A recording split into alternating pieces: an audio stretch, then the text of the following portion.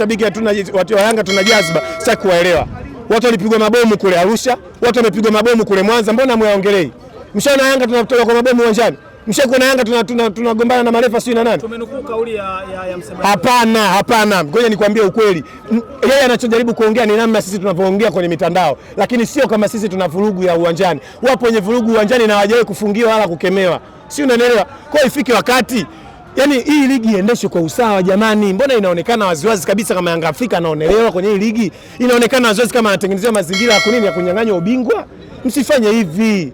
Yani isiendelee hivi, sio kama tunapenda kuongea, tunapenda kulalamika, lakini mambo yanayoendelea inabidi tuongee. Ataongea nani? Wakiongea viongozi mtawafungia, wakiongea wachezaji mtawafungia, ndio maana tunaongea sisi mashabiki. Sio, umeelewa? Mmoja naona amefungiwa, shabiki wenu mmoja. Umelipata hilo? Waje wanifungie mimi kama wanajua mimi ushabiki wangu umetoka wapi. Kama ameninunulia kadi ya Yanga waje nifungie. Hebu tuambie sasa, mnaenda mapumziko, kikosi cha Young Africa, unashauri nini kifanyike kizuri kwenye upande wa benchi la? Haya sawa, tunaenda mapumziko. Swali zuri ndugu yangu. Tunaenda mapumziko.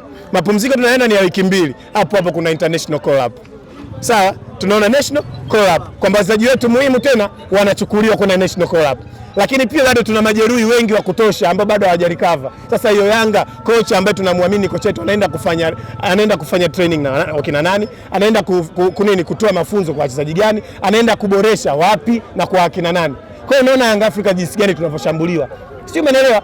Huo muda wa kocha ambao alibidi apate wa kukaa na kikosi na kuelekeza mambo, kufanya msawazisho, kwa sababu mechi zilikuwa back to back, hakuweza kufanya hayo marekebisho. Sasa amepata hii break, lakini wachezaji wake wote wanachukuliwa, wengine wote ni majeruhi, anamfundisha nani? Kwa hiyo inshati tuelewe tu washabiki wa Yanga kwamba sisi timu yetu ipo katika mazingira magumu.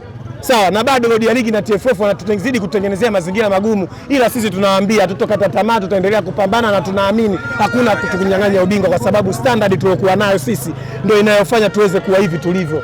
Ngoja nikwambie, Simba anaonyeshwa game ngumu na Pamba. Sio kama eti Pamba amepanda sana kiwango, ni kwa sababu Simba kiwango chake kimeshuka. Sawa, timu ni mbovu, ndio maana timu za madaraja ya kati zinaonekana ziko nao sawa, wanahangaishana.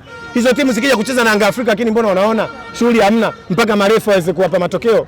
Kwa hiyo unajua kabisa standard ambayo nimeseti Yanga Afrika ndio inafanya hao wengine wanaonekana vibonde. Standard ambayo Simba yupo nayo kwa sasa hivi ndio inamfanya kila mechi kwake inakuwa ngumu dhidi ya vijana wanaokutana nao timu za katikati. Sio anakamia kama alipokamia dabi, akikutana na wenzake wanamfunga. Ndio hivyo, aeleweki bwana, ajui anatafuta nini bwana. Bodi ya ligi na TFF wasituchokoze. Mashabiki tutaanza kufanya kazi.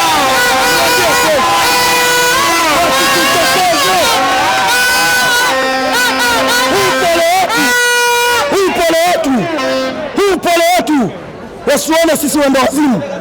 Tukiamka, tukianza kufanya reaction, bodi ya ligi na TFF hatakuwepo. Wasituletea ujinga.